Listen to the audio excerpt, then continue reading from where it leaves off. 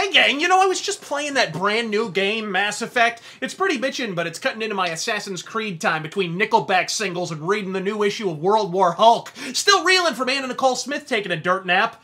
Well, I suppose there's plenty of 90-year-old millionaires to fuck down there, and I think of more dated dog shit from the year 2007, but we have this weird thing where our society hasn't generated an original fucking thought since 1998, and hey, look what else! My senator is once again Jon fucking Kyl! As I contemplated who could best serve our state in the U.S. Senate, I kept coming back to one name and one person, Jon Kyl. Ooh, yeah. I'm gonna have to go ahead and sort of disagree with you there.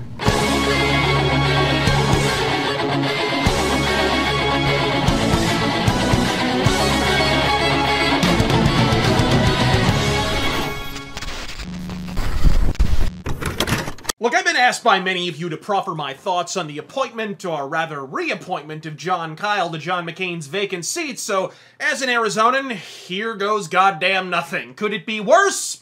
Sure it could! Jon Kyl's rhino proclivities, I've found, are somewhat exaggerated by many on the right. Oh, make no mistake, they're more than present, but Jeff Flake, he fucking ain't. But what he lacks in Flake's crookedness of nose, he makes up for in crookedness of vocation, given that after tendering his original resignation, his bygone occupation was that of a Washington lobbyist for the last 5 years. Pardon me for not moonwalking out of the frame at the fucking announcement. And not to be a broken record, but fuck you, I was right. And not because I'm the fucking clairvoyant, folks. This is about as shocking as a bag of hash at a Grateful Dead show. See, this is vintage Governor Doug Douchey, folks. Do absolutely anything whatsoever to appear conservative without once actually behaving, proposing, or voting as a fucking conservative. But when you look at Jon Kyl's approval rating upon leaving office, most notably how he plummeted to below 40% after supporting the Gang of Eight bill, and opposing the popular SB 1070 immigration measure, you realize when it comes to Arizona, Ducey's more out of step than Hillary on a Stairmaster. Look,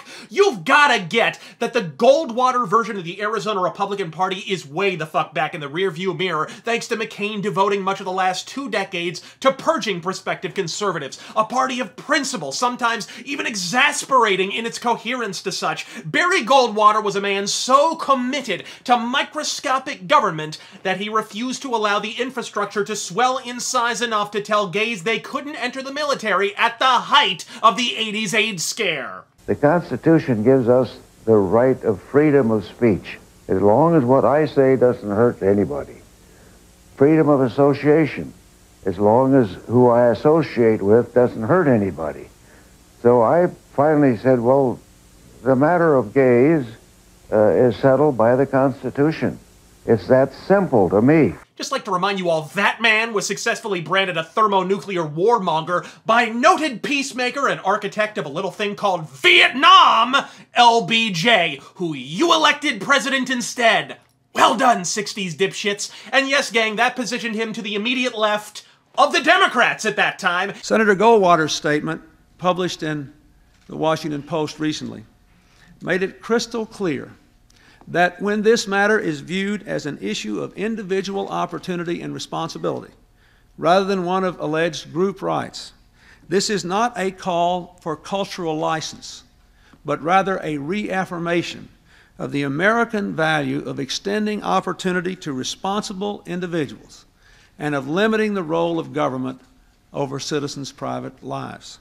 Some people in the Republican Party here actually suggested removing your name from the Republican headquarters. It was called the Barry Goldwater Center because they felt that you were guilty of outright treason. How do you feel about appearing to have turned on your own?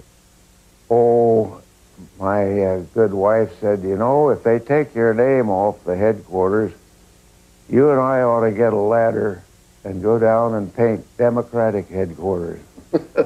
And makes him one of the first and certainly one of the most vocal senators to support such. Agree? Disagree? One has to admire Barry's unwavering adherence to his unifying principles. So attempt to feature how fucking infuriating it is to watch a bend with the breeze, fair weather fucking politico like John McCain be venerated as a butt-fucking maverick for much of the last week, when in actuality he stood for whatever worked for his career, from advocating staunch border security one second. You bring troops state, county, and local law enforcement together. And complete the dang fence. It'll work this time. Senator, you're one of us. I'm John McCain, and I approve this message. To paid fucking amnesty the next. Would they be willing to give on eventual path to citizenship? Or people have been here 12 years? I believe that the majority of the members of the House of Representatives would approve a path to citizenship. Hey Yoda, we have a path to citizenship already. It's called the path to citizenship. It's that shit that happens when you emigrate legally, shit dick. Look at me, I'm arguing with a corpse. Now I know how Trump felt during the debates. Look, there are two kinds of politicians. Those who can spout unremitting streams of horse shit on any subject under the yellow sun, and those who don't require a subject. John McCain was the latter. Jon Kyl, he was the fucking former. Marginal improvement? Well, he's never called his entire voting base the crazies or sicked the IRS on his own party, so praise Crom for small favors.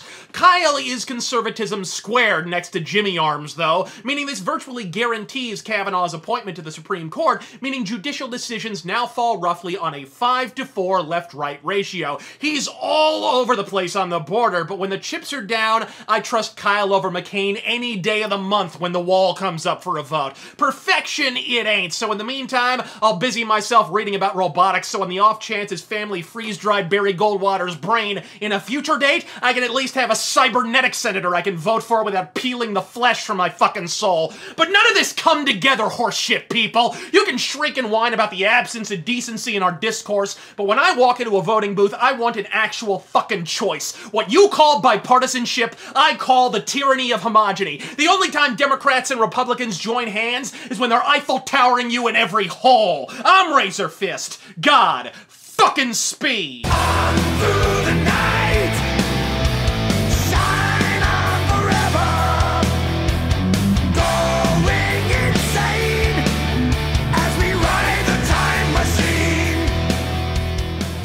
I would remind you that extremism in the defense of liberty is no vice.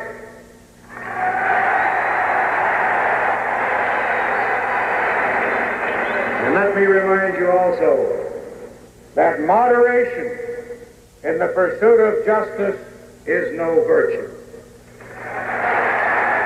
That contributed to your reputation as a dangerous extremist. I'd make that speech again any place, any time. I think it's the best statement I ever made. You stand by what you said? Hell yes, I do. Extremism in the defense of liberty.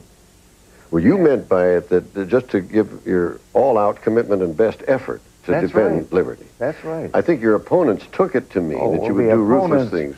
The opponents were a bunch of jackasses from New York that the word extreme could mean anything to them.